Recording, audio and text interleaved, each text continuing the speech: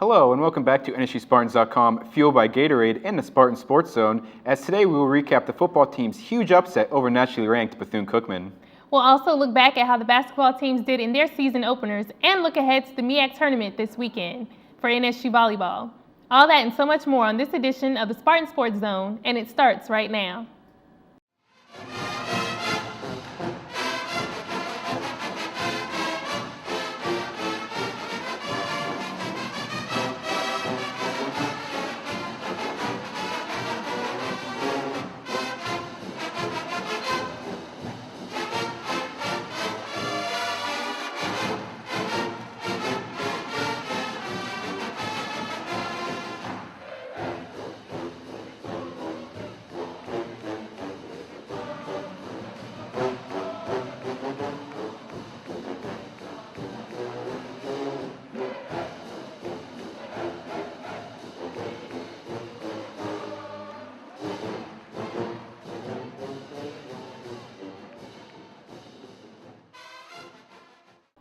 Hello and welcome back to the Spartan Sports Zone. I'm Mike Bello, the Assistant Sports Information Director, joined by Sports Information Assistant Chandrea Lee. It's a huge show today, and we'll start with Spartan football, which snapped a 4-game losing streak with a victory over number 10 Bethune-Cookman on the road. For more on the Spartans' big win, let's turn it over to Spartan Sports Zone correspondent Ross Gordon. Thanks, Andrea. The Spartans get a big win on Saturday as Norfolk State took care of business down in Daytona Beach, Florida. For the first time in 9 trips, Norfolk State took care of the defending MEAC champion, Bethune-Cookman Wildcats, 27-24. It was a huge game for the Spartans defense, taking the ball away from Bethune-Cookman 5 times in the ball game, including 3 interceptions and 2 fumbles, 1 return for a touchdown by Nat Turner Harris. It was a big day for Defensive Player of the Week in FCS, as well as Defensive Player of the Week in the MEAC Linden Trail. Trail ended up with 9 tackles on the day, including 2.5 tackles for loss, 1.5 sack, to go along with his 3rd touchdown catch, which leads the Spartans on the year. Trail talked about the defense coming up big, especially against a team in Bethune-Cookman who's known to have a great offense. First and foremost, man, I got to thank our coaches, man. They put us in a great spot, and we just went from there as players. We talked to each other. We knew what we wanted to do on the defensive side of the ball, which was create havoc and disruption, which we did perfectly fine, man. I mean, guys like Brent Singleton, Marcel Colt, Michael Privet, guys like George Riddick, Deion King, Lamonte Clark, these guys created havoc up front, man. And not to mention my secondary. Darren Merrill with an interception, Kenan Lambert with hard hits here and there, had receivers shook to run their route. Coach Adrian was excited about the win, especially it being a close game after the Spartans have faltered in so many close games before. He talked about how this game was huge for the Spartan psyche, along with not getting the big head after a big win over Bethune-Cookman. Well, there's no question about that. We already had that conversation. That was nice. We enjoyed it. It's over with. Central's a good football team. They're very aggressive on both sides of the football. They've got good special teams.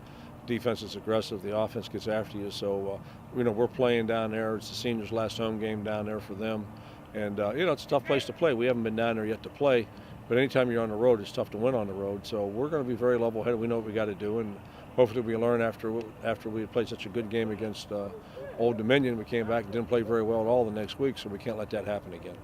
Norfolk State was led by Deuce Finch on the offensive side of the football. He ended up with 110 yards rushing, the first player since Florida State to run over 100 yards on the Bethune-Cookman Wildcat defense. The Spartans again hit the road this weekend as they take on North Carolina Central down in Durham, North Carolina. You can catch all the action on NSUSpartans.com as well as the NSU Sports Network.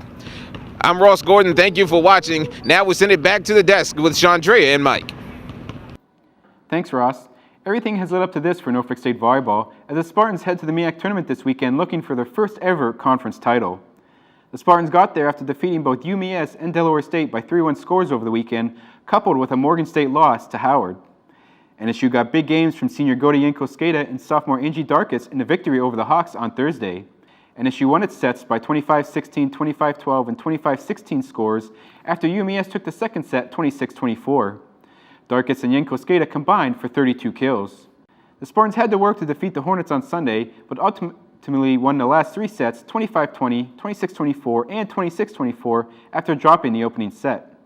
Yankosketa and Darkus again led NSU with a combined 27 kills, while Jessica Johnson had a big match as well with 16 digs and 10 kills. It is now on to the MEACs, where head coach Brandon Duvall knows the Spartans have a big challenge ahead of them, with number 1 Florida A&M up first. It's tough because going against a Southern team that we don't get a chance to see often. I mean, we're very familiar, obviously, with the Northern Division teams.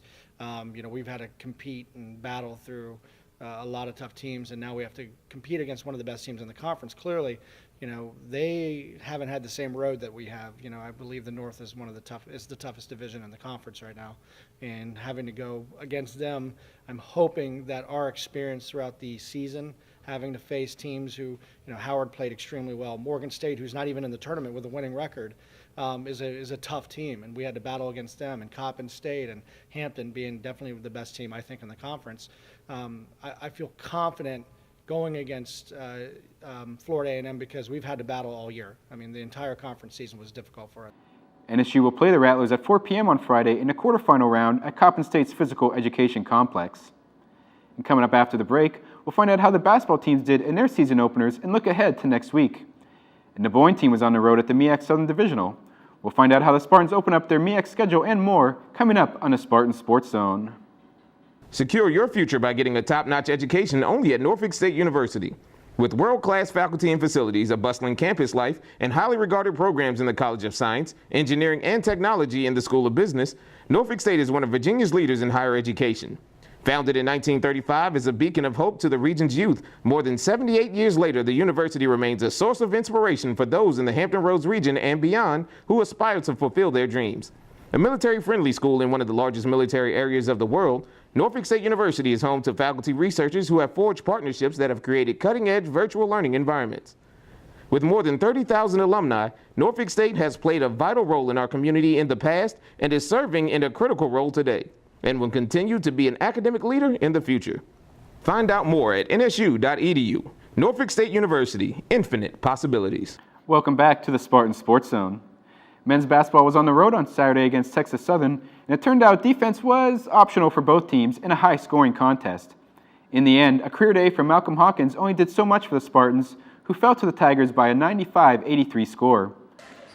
Hawkins ended the day with 31 points on 8 of 15 shooting, becoming the first Spartan in 2.5 years to score at least 30 points since Kyle Quinn did it against Coppin State. Forward Riley May had a career-high 15 points, and center Brandon Good finished with 10 points, 7 rebounds, and 4 blocks. Head coach Robert Jones knows his team will need to tighten up on defense going into next week. With these two teams that we play this week, Newberry and Virginia Union, our transition D has to be way better than it was Saturday. I think we've shown that we can score the ball, but just, we definitely have to improve our transition defense. Spartans will play a pair of Division II opponents this week in Newberry College on Wednesday at 7 p.m. and Virginia Union on Friday at 8 p.m. Both games will be held at Joseph Eccles Hall, with Friday's contest part of a doubleheader with the women's team that starts at 6 p.m. From there, NSU will make an appearance at Cameron Indoor Stadium at Duke as part of the NIT season tip-off on Monday and Tuesday. The Spartans play East Carolina on Monday and then either UNC Asheville or the host Blue Devils on Tuesday. It's a big opportunity for the Spartans to showcase their program. Well, that's a big tournament. Obviously we play East Carolina first. Hopefully we'll play Duke after that with a win over East Carolina, and obviously Duke beating Asheville. But just to be in that tournament itself is an honor, and we're looking forward to it. NSU will play 2 more games the following week under the NIT umbrella at a yet-to-be-determined location. The women's basketball team opened up the season with a 73-67 loss at Morehead State on Friday. The Spartans shot 30% from the field and 75.6% from the free throw line. Redshirt junior Ray Corbo led the Spartans with 17 points and 3 steals in her first game since her season-ending injury last season. Head coach Deborah Clark was really impressed with Corbo's performance. I was real impressed with her productivity. I thought she, to get herself back in the game mode was very encouraging to see. She kind of was a little rushing and forced some things, but the productivity, we were really, really happy with that. As far as her leadership on the court, she really kept the team together. So she's definitely a joy to have back. Junior Quenisha Leonard also stepped up defensively for NSU and posted 10 rebounds and 1 block to go along with her career-high 15 points. Leonard was named MEAC Defensive Player of the Week for her performance at Morehead State. Coach Clark was really pleased with how well the freshmen played, especially Corinne Lawrence, who tallied 8 points and 6 rebounds in her first collegiate game. Well, Corinne, I thought she came off the bench and gave us a nice spark offensively. She got some key rebounds for us. She ran the floor for us well. And Dominique, I thought, came in And she did some good things defensively for us. She was solid because this first part of the game, we had a lot of starters in foul trouble, so our freshmen were able to come in and just kind of maintain everything that we had. So I was very proud of them for their first college outing. NSU will host its first home game of the season on Friday when they welcome Radford University. Tip-off is at 6 p.m. at Joseph Eccles Hall. The Norfolk State bowling team was back in action last weekend at the first of 3 MEAC Southern Divisionals scheduled to be held this year.